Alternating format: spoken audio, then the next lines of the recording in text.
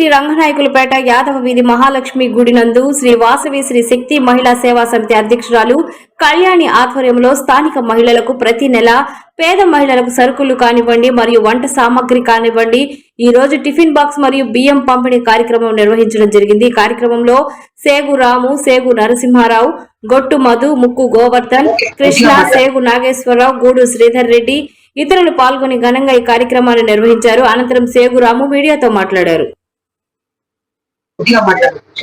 రంగనాయలపేట యాదవ్ వీధి అమ్మవారి మహాలక్ష్మి గుడి దగ్గర వాసవి సేవా సమితి మహిళా సభ్యులుగా ఇక్కడ ముగ్గురు ఉన్నారు. కొందరు 20 మంది, కొందరు 15 మంది గ్రూపులుగా ముగ్గురు నలుగురిని తయారు చేశాను. ఫస్ట్ విజయమ్మ గారు, లక్ష్మి గారు, శారదమ్మ వీళ్ళు కలిసి చాలా మందిని గ్యాదరింగ్ చేసి దీనికి ఒక పిల్లర్లుగా ఉండి అందరినీ అనుకున్న టయానికి పిల్లనంపటం గాని, వాళ్ళని క్యూలో పెట్టడం గాని, కొన్ని మనకు సలహాలు ఇవ్వటం గాని, కాబట్టి మాకు సపోర్ట్ గా ఉన్నారు.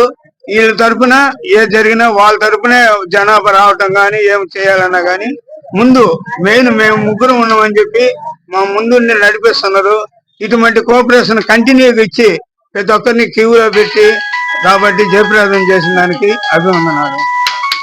కళ్యాణి, మాది రంగనాయలపేట యాదవ్ వీధి మహాలక్ష్మి టెంపుల్ దగ్గర నేను గత 8 నెలలుగా శ్రీ వాసవి శ్రీ శక్తి మహిళా సేవా సమితి ఆధ్వర్యంలో కార్యక్రమాలు చేస్తున్నాను. నాకు ఉన్నంతలోనే ఏదో మా గ్రూప్స్ వచ్చి ఒక 40-50 మంది ఉన్నారు.